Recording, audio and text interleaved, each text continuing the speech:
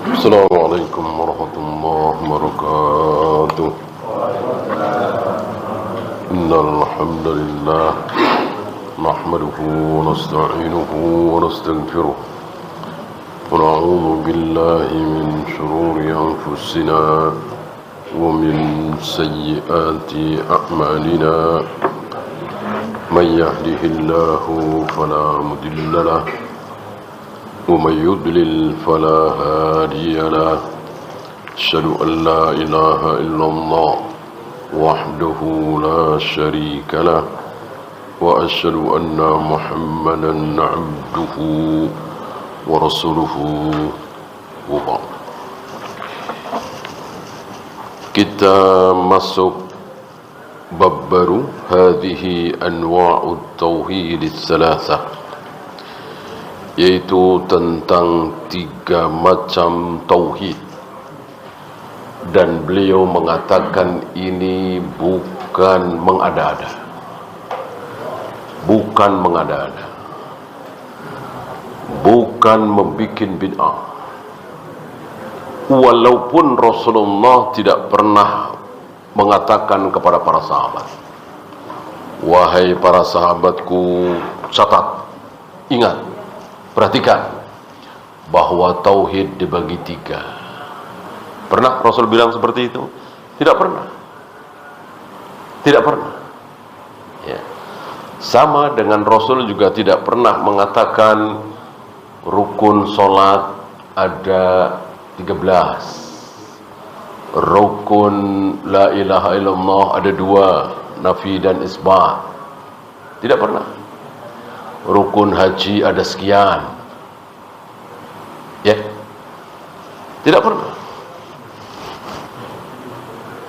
Lalu dari siapa?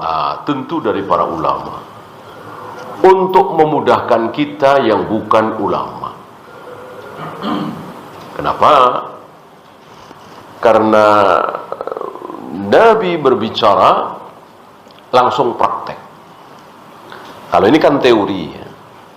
Tauhid dibagi 3. Rukun haji ada 5. Ihram, ruku, tawaf, sa'i, dan seterusnya. Itu teori. Teori. Nabi tidak pakai teori, langsung praktek. Gitu ya. Nah, agar memudahkan kita yang bukan ulama, yang ilmunya dangkal sekali, yang tidak banyak tahu tentang dalil, maka butuh teori. Di antara teorinya apa? Tauhid dibagi 3. Gitu. Walaupun Nabi tidak pernah mengatakan tauhid dibagi 3. Maka saudara-saudara kita di negeri kita ini menuduh kita mengada-ada.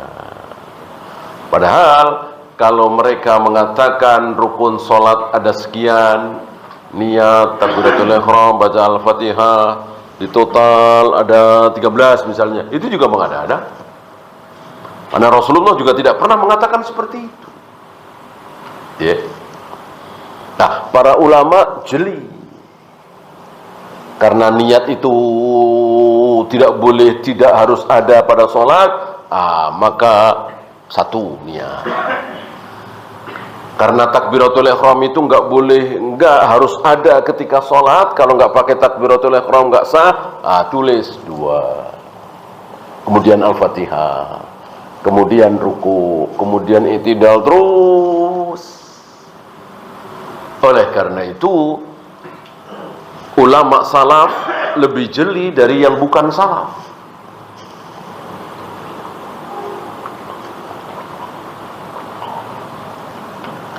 Karena yang bukan salaf hanya mengatakan tauhid, mengesahkan Allah, titik. Padahal mengesahkan Allah itu ada 3. Gitu. Apa iya saudara-saudara kita yang katanya mengesahkan Allah satu macam, bahwa Allah itu jumlahnya 1 esa, titik? Apa cuman segitunya? Ya, nggak kemana-mana. Mengesahkan Allah itu meyakini bahwa Allah jumlahnya 1. Kan bodoh itu. Ya.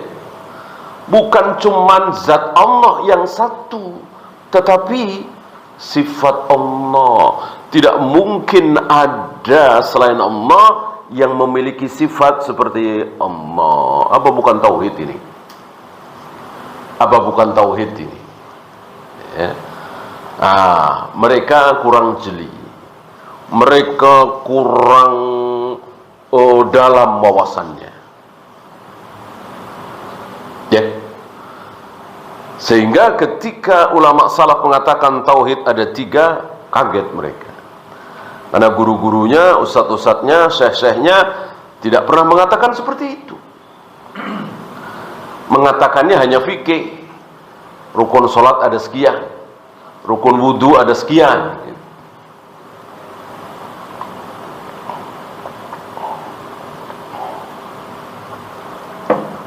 Ya, seperti yang kita bahas kemarin, ya, bahwa satu-satunya Allah yang menghidupkan, satu-satunya Allah yang menciptakan, satu-satunya Allah yang bisa menurunkan hujan, menghidupkan, mematikan, mengatur jagat raya alam semesta. Apa mereka menolak ini? Nggak mungkin. Nggak mungkin mereka menolak ini. Insya Allah mereka terima ini. Apa itu bukan tauhid? Yalah tauhid. Ayo mau dikasih nama apa? Terserah dah. Kalau nggak mau pakai rububiyah apalah, tauhid apalah, terserah. Pokoknya meyakini bahwa Allah lah satu-satunya yang bisa menurunkan hujan, memberi rizki, menghidupkan, mematikan, membahagiakan, mensengsarakan,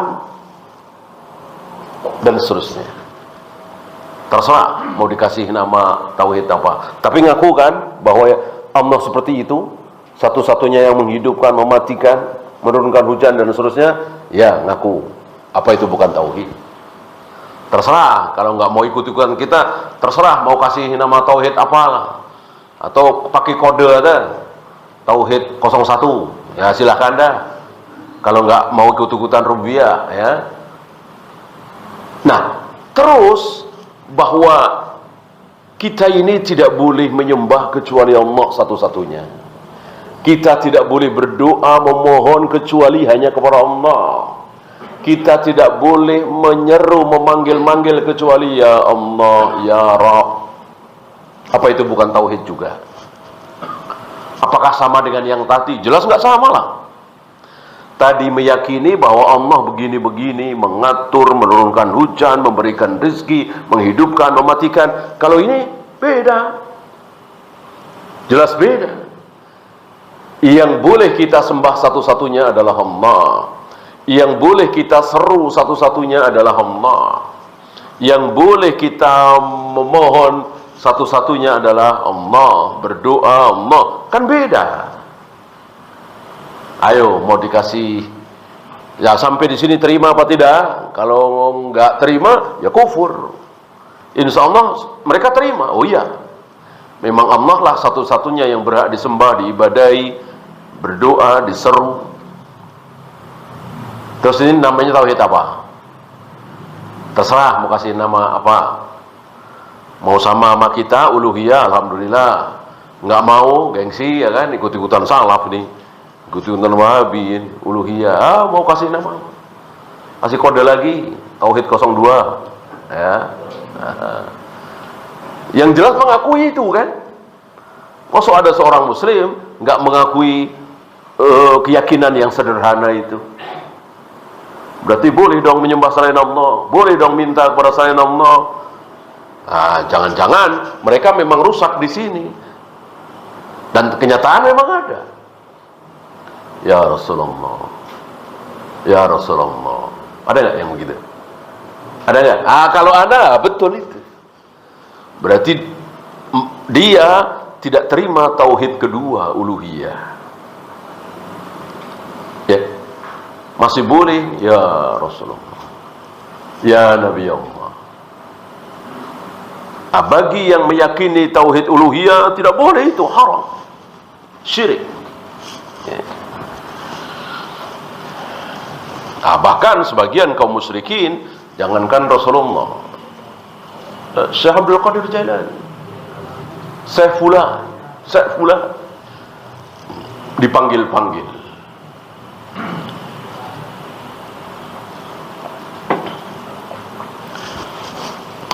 Maka dikatakan wa hadza fil ghalib, ini yang tauhid rububiyah ya. Wa hadza fil ghalib lam yunkirhu ahadum minal khalq. Secara umum, ghalibnya, mayoritasnya, ini tidak diingkari oleh seorang manusia pun, bahwa Allah lah, Tuhan lah yang bisa, satu-satunya yang bisa menghidupkan, mematikan, menurunkan hujan, memberikan rezeki dan seterusnya. Rata-rata manusia meyakini ini, termasuk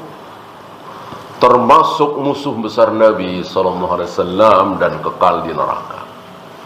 Abu Jahal, Abu Lahab, kafir Quraisy meyakini bahwa Allah lah satu-satunya yang menciptakan, menghancurkan, menghidupkan, mematikan, menurunkan hujan, memberikan rezeki dan seterusnya. Adapun tauhid uluhiyah, saya bacakan, wa hadza anqarahu aktsarul khalqi, diingkari oleh kebanyakan manusia. Gitu. Kalau tadi tidak diingkari oleh mayoritas manusia, justru tauhid uluhiyah anqarahu aktsarul khalqi, mayoritas manusia mengingkari. Maka ada yang menyebut Tuhan-Tuhan selain Allah. Abu Jahal, Abu Lahab, jelas ya, Lata, Uzza, Hubal, Manat dan seterusnya. Walam yusbidhu illa adba'ur rusul alaihi wassalatu wassalam. Tidak ada yang mengisbat, menetapkan tauhid uluhiyah ini kecuali pengikut para nabi, para rasul. Ya, kalau tidak mengikuti nabi rasul ya nggak mungkin. Nggak mungkin dia hanya menyembah satu-satunya yaitu Allah, berdoa menyeru satu-satunya yaitu Allah. Itu khusus pengikut para nabi, para rasul. Kemudian beliau membawakan ayat suratul An'am, wa in tuti aktsara man fil ardi. Ini khitabnya anta, wa in tuti', bukan tuti'u. Wa in tuti ata'a yuti'u, mestinya anta tuti'u, karena majzum ada huruf jazm in, maka menjadi tuti'a. Wa in tuti'a Muhammad, jika engkau mengikuti aktsara man fil ardi, kebanyakan manusia di muka bumi. Seandainya Rasulullah ikut kebanyakan manusia di muka bumi, yudilluka an sabilillah, pasti mereka akan menyesatkan engkau dari jalan Allah. Mengikuti kebanyakan manusia di muka bumi sesat, dijamin sesat. Kalau mengikuti mayoritas manusia, maka sistem demokrasi itu sesat. Karena demokrasi adalah mengikuti kebanyakan manusia. Mereka berprinsip kalau disetujui mayoritas pasti benar. Mereka nggak sadar atau mungkin dibikin lupa oleh setan, oleh iblis, bahwa kebanyakan manusia itu apakah pasti berilmu? Tidak. Ya di negeri kita aja, kebanyakan manusia apa? Awam. Bahkan di beberapa daerah kebanyakan manusia ahli maksiat, tidak sholat, berbuat syirik, berbuat bid'ah. Lalu memilih sesuatu pasti benar. Aneh sekali. Orang ahli maksiat, syirik, bid'ah, jarang sholat, ketika mereka sepakat memilih si fulan, berarti kesepakatan itu benar. Innalillahi wa inna ilaihi raji'un. Iyattabi'una illa dhann. Kebanyakan manusia itu hanya mengikuti prasangka. Yang tadi itu prasangka.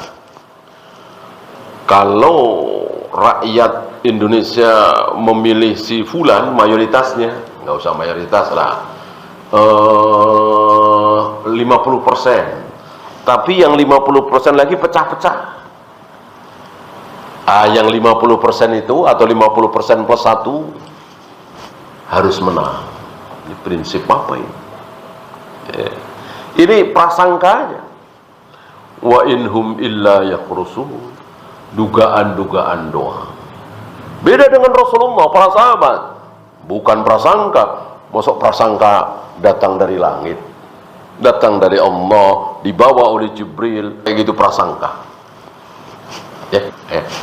Ketika prasangka itu berupa sesuatu yang diuji benar, boleh. Apa? Ya, seperti handphone, komputer, kemudian otomotif, mobil, itu kan prasangka, diuji benar. Ya. Kalau wahyu tidak seperti itu. Wahyu itu nggak pakai diuji.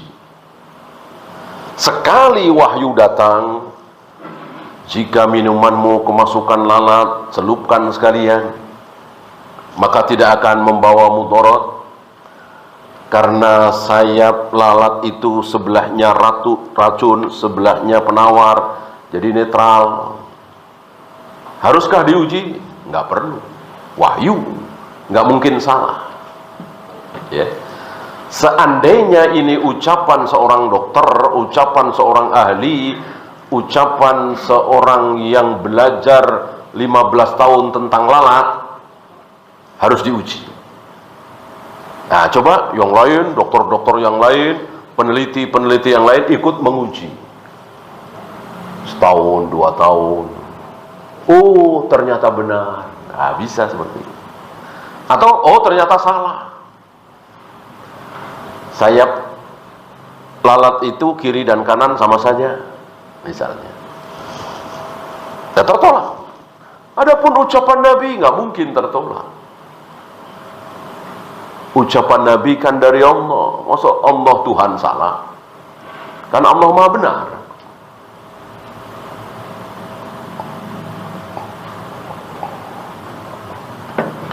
Maka jika datang wahyu dari Allah lewat lisan Nabi SAW, jangan diuji. Tapi sami'na wa ata'na. Bener apa enggak ini? Kalau perempuan itu enggak boleh jadi imam, coba diuji. Apa yang terjadi ketika seorang perempuan jadi imam, sementara bacaannya fasih, dia hafal Al-Quran, atau 20 juz, 25 juz. Ayo coba diuji. Enggak boleh. Wahyu tidak boleh diuji. Gimana diuji? Pasti benar.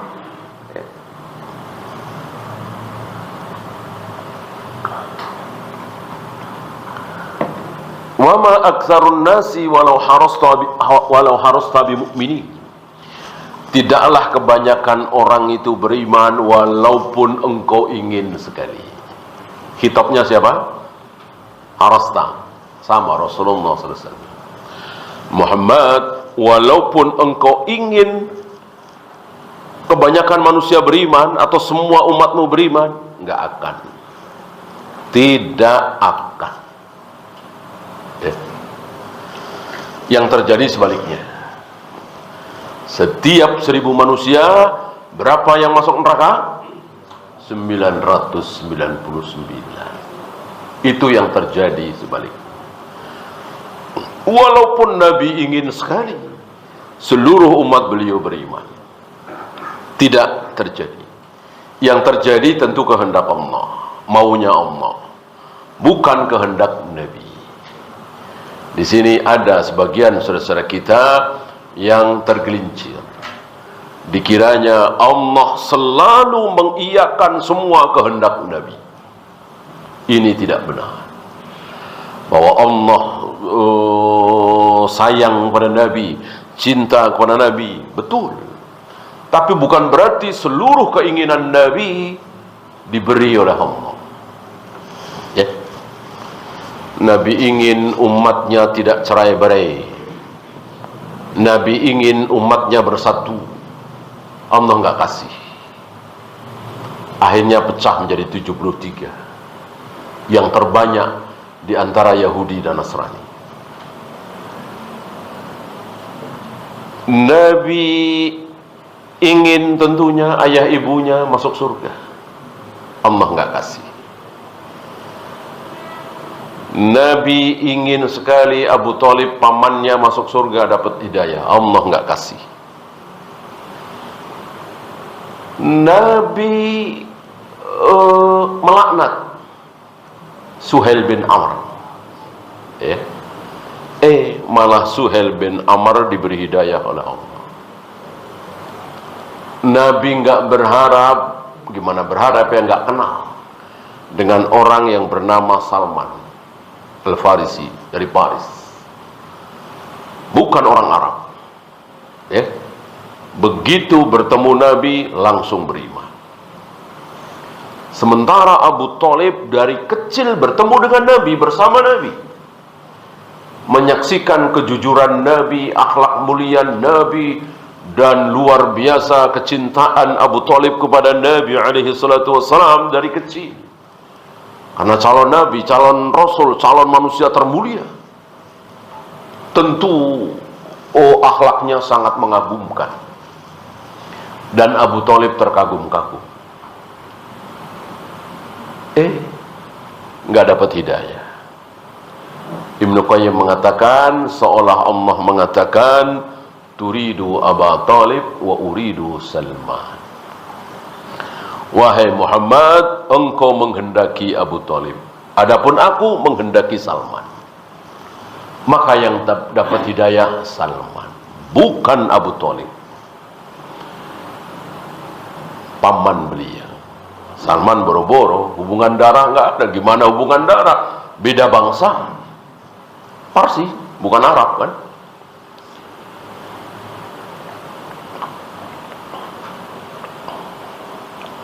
Tapi Allah menghendaki Salman beriman. Itu yang terjadi. Yang kehendak Nabi tidak terjadi. Wa ma yu'minu aktsaruhum billahi illa wa hum musyrikun. Surat Yusuf. Sama tadi Yusuf juga ya. Tidaklah beriman kebanyakan mereka, justru kebanyakan mereka syirik, musyrik. Ya tadi 1:999. Ma asbata tauhidal uluhiyyati illa atba'ur rusul. Sekali lagi, tidak ada yang menetapkan tauhid uluhiyah kecuali pengikut para nabi, para rasul alaihi wassalatu wassalam. Wa hum al-mu'minuna min kulli ummatin, dan mereka adalah orang-orang mukmin dari sepanjang zaman seluruh umat. Mau kaum Ad, mau kaum Samud, mau Bani Israel, mau umatnya Nabi Nuh, mau umatnya Nabi Adam, sama beriman. Dalam hal ini sama, tidak ada perbedaan, karena iman adalah khobar. Iman adalah khobar. Khobar bahwa Allah satu-satunya yang berhak disembah. Silahkan mau percaya atau tidak. Percaya berarti beriman. Khobar bahwa surga begini-begini, neraka begini-begini. Silahkan mau percaya apa tidak. Percaya beriman, tidak percaya kufur. Ya, maka tidak ada perbedaan dalam masalah khobar, keimanan. Berbeda dengan perintah. Berbeda dengan perintah dan larangan. Ada sedikit perbedaan. Ya. Ada beberapa perbedaan pada diri Nabi dan Rasul.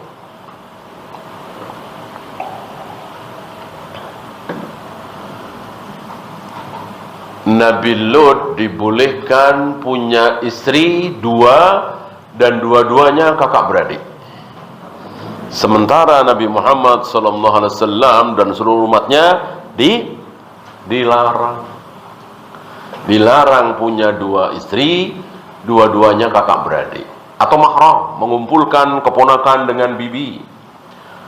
apalagi anak dengan ibu, ya, haram. Di zaman Nabi Lut boleh, halal. Di zaman Nabi Ibrahim, di zaman Nabi Yusuf, di zaman Nabi Musa, bahkan sampai zaman Nabi Isa alaihi wassalatu wassalam, bolehkah seseorang sujud kepada sesama manusia? Boleh. Boleh. Ya. Dari zaman Nabi Adam sampai zaman Nabi Isa. Sujud untuk memuliakan, menghormati, bukan menyembah.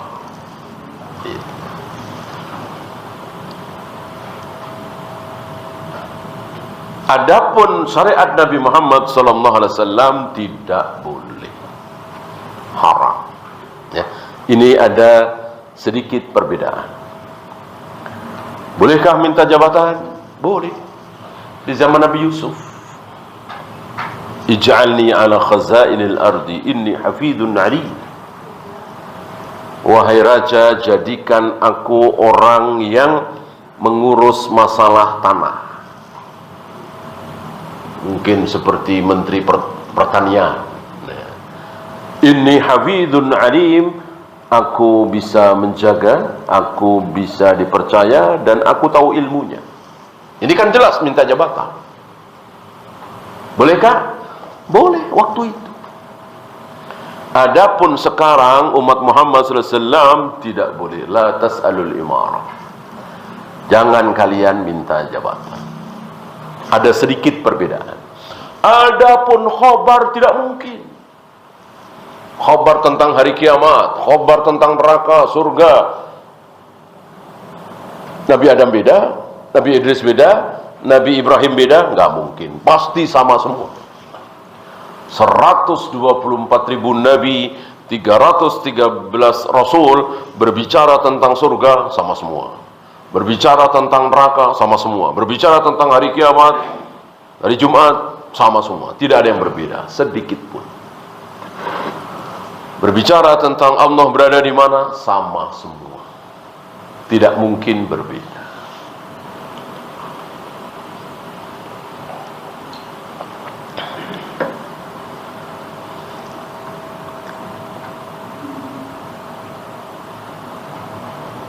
Humul ladzina asbatu tauhidal uluhiyyati. Mereka inilah para pengikut para nabi, para rasul, menetapkan adanya tauhid uluhiyah. Wa aba 'anil iqrari bihi al musyrikun. Sementara yang tidak mau mengikrarkan tauhid uluhiyah, mereka adalah kaum musyrikin, orang-orang musyrik.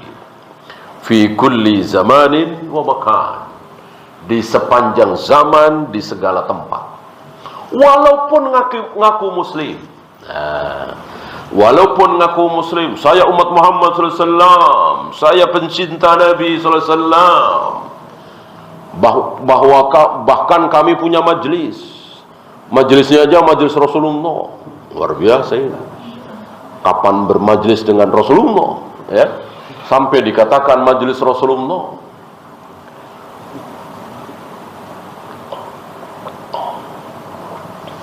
Tapi tidak menetapkan ini, ya, bahwa bukan cuma Allah yang boleh dipinta. Allah dipinta bagus sekali. Ya Allah turunkan hujan, ya Allah berikan rezeki, ya Allah sembuhkan anak saya, bagus sekali. Tapi Jibril juga boleh, ya, Rasulullah juga boleh, wali-wali juga boleh. Ini bukan pengikut Nabi SAW. Ngakunya doang pengikut Muhammad SAW. Pada dasarnya itu perusak ajaran Nabi SAW. Karena tidak boleh. Tidak boleh bahkan hanya menyeru, ya Rasulullah. Nggak ada. Ahlus sunnah yang mengajarkan kepada murid-muridnya, jamaahnya, sebutlah ya Allah, ya Rasulullah. Enggak ada. Demi Allah, demi Rasulullah. Ada? Enggak ada. Itu syirik. Ya Jibril, ya Mikail. Ada juga ya Rabba Jibril. Boleh nggak? Ya Robba Jibril. Boleh. Maksudnya ya Allah. Robba Jibril kan Allah. Wahai Robnya Jibril, wahai Tuhannya Jibril.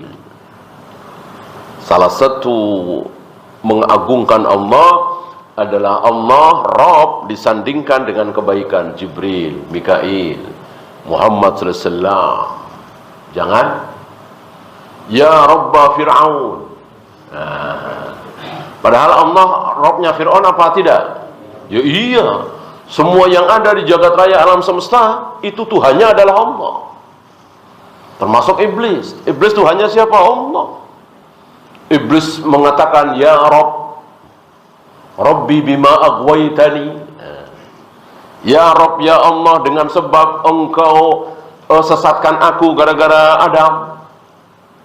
Iblis mengakui Tuhannya iblis adalah Allah. Tapi bolehkah kita mengatakan ya Robba iblis?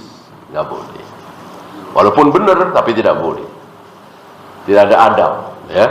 Karena Allah disandarkan kepada yang baik, yang mulia. Ya Robba Ka'bah, Rabbus samawati wal ardh. Ya.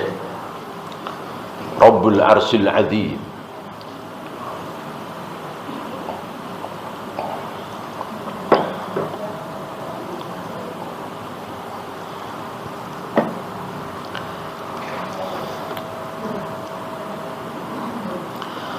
Wasalit,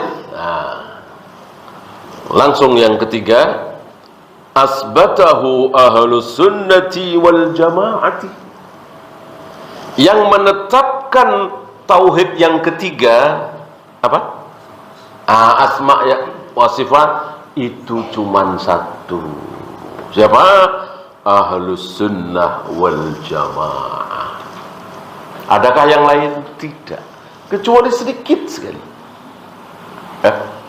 Yang menetapkan tauhid jenis ketiga asma wa sifat secara sempurna 100% adalah ahlus sunnah wal jamaah. Siapa ahlus sunnah wal jamaah pendahulunya? Iya, Rasul dan para sahabat. Ahlus sunnah sejati adalah Rasul dan para sahabat. Maka kalau kita ingin dibilang ahlus sunnah, ikuti Rasul dan para sahabat. Coba sampai sini saudara-saudara kita itu terima apa nolak? Kalau nolak kan kebangetan, ya. Ahlus sunnah wal jamaah itu Rasul dan para sahabat. Enggak, Ahlus sunnah wal jamaah itu kiai-kiai Jawa Timur. Rasul dan para sahabat bukan ahlus sunnah. Apa berani mereka bilang begitu? Kalau berani ya konyol, bunuh diri, ya. Insya Allah mereka nggak berani. Kita aja ila kalimatin sawa, kepada kalimat yang sama, insya Allah. Mosok sih nggak setuju? Jadi ahlus sunnah wal jamaah yang sesungguhnya itu adalah Rasul dan para sahabat. Terima nggak Pak Kiai? Insya Allah iya terima. Ya, kalau nggak terima jangan diterusin dah. Ya, nggak masing-masing aja. Kita debat itu kan nyari titik temu, ya. Contohnya Nabi gitu.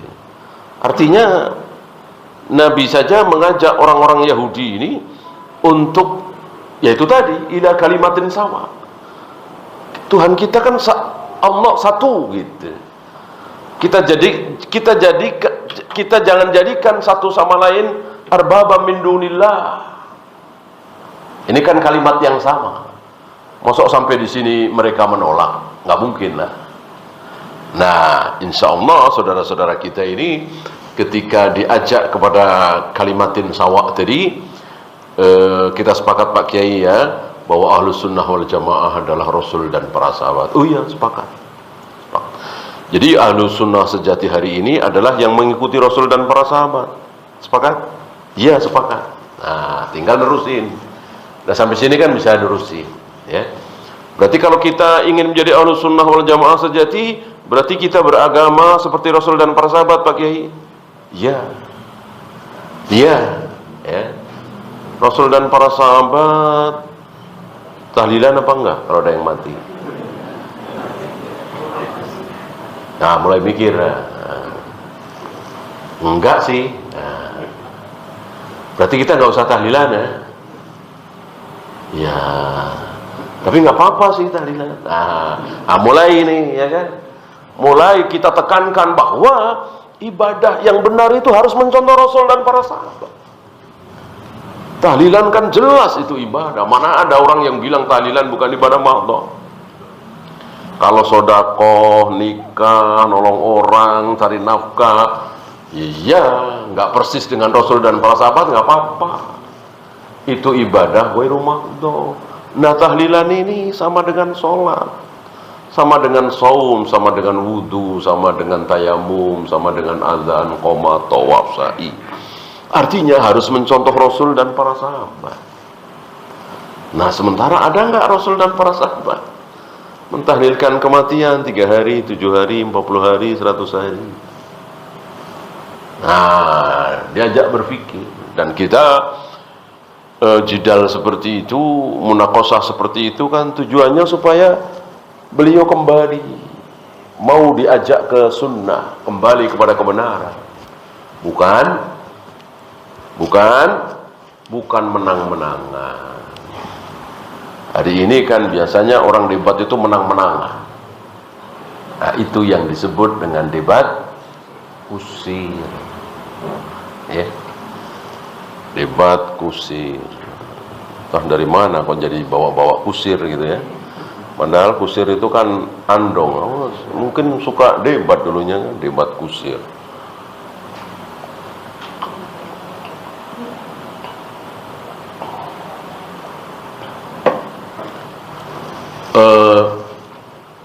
Diriwayatkan seorang alim, kalau tidak salah Adi bin Hatim, itu kalau debat luar biasa, hampir nggak pernah kalah.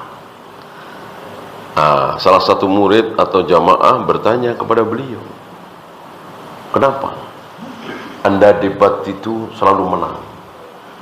Beliau menjawab, saat aku debat, aku sedih, aku prihatin. Kalau lawan debatku itu berada dalam kesalahan, gitu, justru sedih. Jadi kalau lawan debatnya itu berada dalam kebenaran, malah senang. Karena memang ulama-ulama kita dulu, ulama salaf, ketika debat dengan niat tulus supaya lawan debatnya itu rujuk kepada kebenaran, bukan supaya kita menang dia kalah, supaya kita puas, bikin dia malu, enggak. Ya. Antum masih ingat perdebatan antara Imam Syafi'i dan Muhammad bin Bashar tentang quru? Yatarabbasna bi anfusihinna thalathata quru, bahwa wanita yang dicerai suaminya untuk nikah lagi dengan laki-laki lain harus menunggu 3 kali quru. Salah satu quru. Nah, berselisih para ulama, quru itu apa? Ada 2 pendapat. Yang satu berpendapat quru adalah haid. Satu lagi berpendapat quru adalah tidak haid, suci. Kan jadinya beda. 3 kali haid dengan 3 kali suci kan beda. Mungkin sekitar 3 bulan dengan 4 bulan, kira-kira begitulah. Intinya berbeda lah. Nah, Imam Syafi'i termasuk yang berpendapat quru itu haid. Salah satu quru berarti 3 kali haid. Nah, lawan debatnya ini Muhammad bin Bashar berpendapat quru itu suci. Berarti 3 kali quru adalah 3 kali suci, bukan 3 kali haid. Hasilnya beda. Berdebatlah, adu hujah, adu istidlal, argumentasi, dalil, begini, begitu, begini. Entah berapa jam itu. Setelah selesai perdebatan, mungkin besoknya, lusanya ya, pendapat mereka ketukar. Imam Syafi'i yang tadinya berpendapat bahwa quru adalah suci berubah. Quru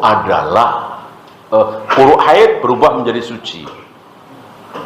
Nah, sebaliknya Muhammad bin Bashar yang tadinya berpendapat bahwa quru adalah suci berubah, quru adalah haid. Ya, dan gak malu-malu. mengatakan, Muhammad bin Bashar mengatakan, aku rujuk kepada Imam Syafi'i, hujahnya lebih kuat daripada hujah saya. Imam Syafi'i juga begitu. Aku rujuk dengan pendapatnya Muhammad bin Bashar, dia lebih kuat pendapatnya, ketukar. Kenapa? Karena jujur, nggak ada gengsi-gengsian, nggak ada niat untuk mengalahkan lawan debatnya, betul-betul mencari kebenaran. Dan nggak ada gengsi, nggak ada malu. Ini menunjukkan ulama salaf kita luar biasa. Tidak seperti kita hari ini, ya, menang-menangan. Maka apa janji Allah kepada orang yang diajak debat? Dia yakini, ya taruhlah antum yakin betul kalau tahlilan itu bid'ah. Antum punya hujah, yakin betul lah, punya hujah, punya dalil. Antum diajak debat, tapi debatnya tadi debat kusir, artinya mau menang-menangan. Antum nggak mau, kecuali dia nanya baik-baik, ya, munaqashah kan beda. Ini debat kusir, menang-menang, tantang, bahkan dipertontonkan. Kalau sekarang live gitu, ditantang. Antum tokoh misalnya, antum nggak mau, karena cuman menang-menangan, antum nggak mau. Tentu antum dicibir, wah, apa istilahnya, cupu ini ya. Ustaz abal-abal nih, Wahabi apaan, tantang debat nggak berani, ya. Apa janji Allah kepada antum? Manallahu lahu baitan fi wasatil jannah. Allah persiapkan rumah istana megah di tengah surga. Itu bagi orang yang ditantang debat, tapi wahuwa muhiqqun, dan dia berada dalam kebenaran, dia yakin betul, tapi dia nggak mau karena tadi menang-menangan tadi. Maka dijanjikan surga. Ya, silakan adzan dulu. Sallallahu ala Muhammadin sallallahu alaihi wasallam. Wa akhiru da'wana alhamdulillahi rabbil alamin. Alhamdulillah, salatu wassalamu ala rasulillah, la haula wa la quwwata illa billah, wa ba'd. Kita lanjutkan. والثالث أثبته أهل السنة والجماعة. Tauhid jenis ketiga ini hanya diikrarkan oleh ahlu sunnah wal jamaah. فأثبتوا لله الأسماء والصفات. Ahlu sunnah wal jamaah menetapkan untuk Allah nama-nama dan sifat.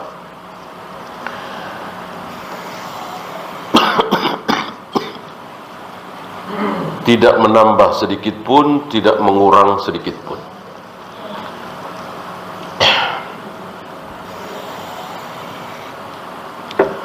Apa kata Allah tentang dirinya? Tidak ditambah sedikit pun, tidak dikurang sedikit pun.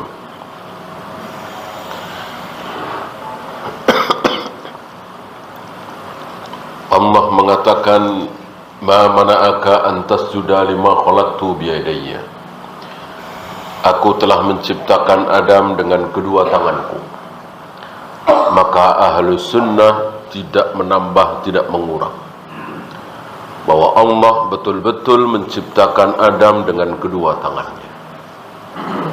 Berbeda dengan Mu'tazilah, berbeda dengan Asy'ariyah, berbeda dengan Jahmiyah. Jahmiyah mengatakan Allah tidak punya tangan. Berarti Allah mengatakan, aku menciptakan Adam dengan kedua tanganku, bohong gitu. Walaupun Jahmiyah nggak bilang begitu ya, tapi otomatis kan, karena Jahmiyah mengatakan Allah nggak punya tangan, sementara Allah mengatakan di hadapan para malaikat dan iblis, aku telah menciptakan Adam dengan kedua tangan. Lalu si Jahmiyah ini bilang Allah nggak punya tangan. Sebab yang bisa punya tangan itu hanya manusia, makhluk, hewan, mungkin malaikat. Allah tidak boleh punya tangan, katanya. Adapun ahlu sunnah yakin seyakin-yakinnya. Tidak mungkin Allah bohong, tidak mungkin Allah keliru. Ucapan Allah pasti benar, bahwa Allah betul-betul menciptakan Adam dengan kedua tangannya. Asy'ariyah, Maturidiyah beda lagi. Apakah Allah menciptakan Adam dengan kedua tangannya? Iya. Allah punya tangan? Iya. Tapi tangan yang dimaksud adalah anu. Tangan yang dimaksud adalah anu. Bukan tangan menurut bahasa kita sehari-hari. Gitu. Kesalahan Asy'ariyah, Maturidiyah dan yang semisalnya adalah seperti itu. Kalau Jahmiyah menentang langsung, tidak ada ta'til, mu'attilah. Allah tidak punya wajah, Allah tidak punya tangan, Allah tidak bersemayam di atas arsy, Allah tidak pernah turun ke langit dunia setiap sepertiga malam, dan seterusnya. Ini Jahmiyah.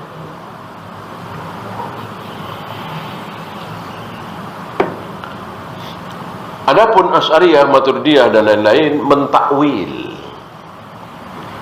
Allah turun ke langit dunia setiap sepertiga malam? Iya. Tapi yang turun adalah anunya, rahmatnya, amrnya, perintahnya, gitu. Ahlus Sunnah wal Jamaah tidak menambah, tidak mengurang, apa adanya, turun ya turun, wajah ya wajah. Adapun mereka ini mentakwil, ya.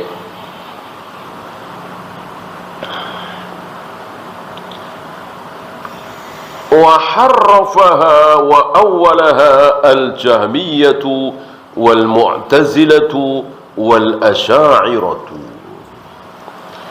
Adapun Jahmiyah itu mentahrif dan mentakwil. Begitu pula Mu'tazilah, Asy'ariyah. Tidak dirinci satu-satu. Kalau dirinci satu-satu tadi, Jahmiyah mentaktil, Asy'ariyah, Maturidiyah, Mu'tazilah mentakwil.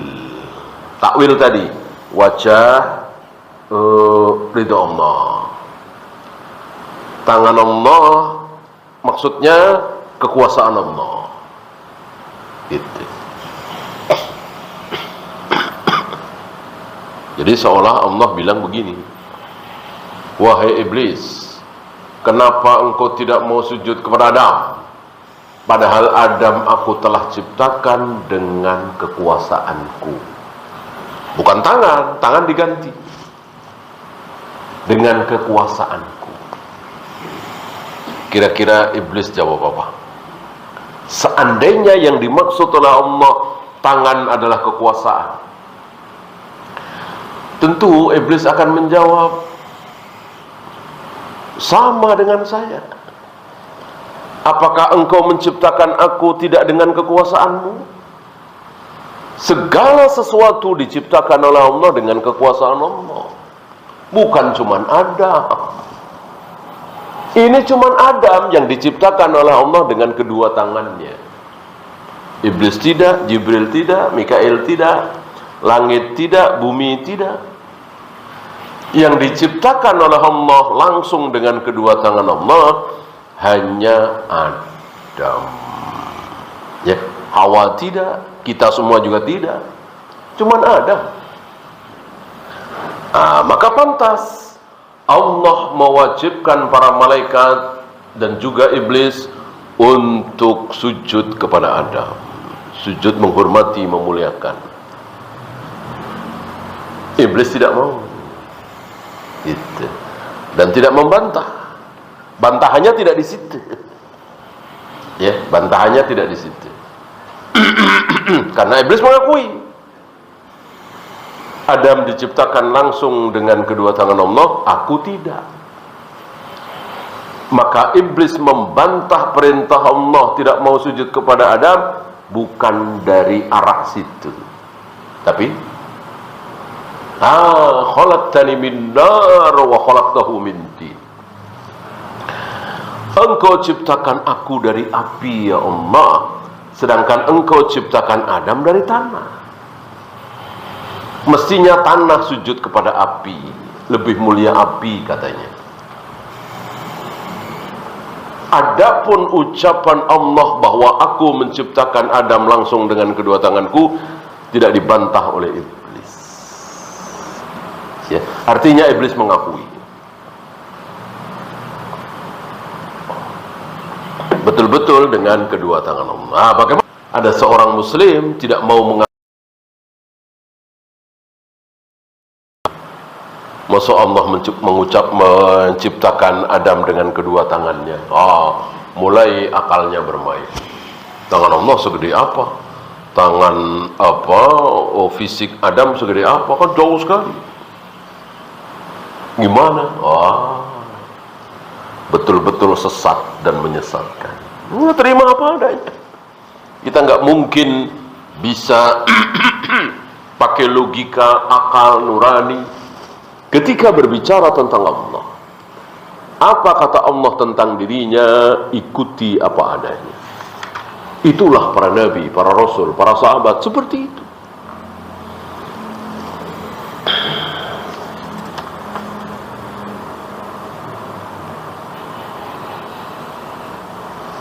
Fahaula'i minhum man nafaha kullaha. Ada di antara firqah-firqah itu yang meniadakan seluruh sifat Allah tadi namanya. Mu'attilah, mentaktil. Jadi seluruh sifat Allah itu ditiadakan. Allah punya wajah? Tidak. Allah membolak-balikkan hati manusia dengan dua jarinya? Tidak. Allah menghadapkan wajahnya ke wajah orang yang sedang sholat? Tidak. Allah akan menggulung langit dengan tangan kanannya? Tidak. Semuanya ditolak. Tidak, tidak, tidak. Maka sepakat para ulama mengkafirkan Jahmiyah. Bahkan salah satu tokohnya, Ja'ad bin Dirham, dibunuh. Wa minhum man nafa ba'daha wa asbata ba'daha. Ada lagi yang menetapkan sebagian, meniadakan sebagian. Seperti Muhammad bin Kullab, Kullabiyah, itu menetapkan sebagian. Sebagian lagi meniadakan. Ya. Bahkan dalam hal ini Imam Nawawi dan Ibnu Hajar sedikit tergelincir, ya, mentakwil tentang betis Allah. Di syarah Sahih Muslim itu, ketika Nabi bersabda tentang betis Allah, Allah akan menampakkan betisnya kelak di yaumil mahsyar, ditakwil. Adapun Rasul, sahabat, tabi'in, atba'u tabi'in, Imam Syafi'i dan seterusnya tidak mentakwil. Betis ya betis, jari ya jari, tangan ya tangan, wajah ya wajah, dan seterusnya. Al-muhimmu an na'rifa madhhaba ahli sunnati wal jama'ati fi hadha. Maka sangat-sangat penting di sini bahwa kita mengetahui dan meyakini bagaimana madhab ahli sunnah wal jamaah dalam masalah ini. Ya, jangan sampai terkena syubhat lewat firqah-firqah dolal itu. Wallahu a'lam. Ya, ada pertanyaan, silakan.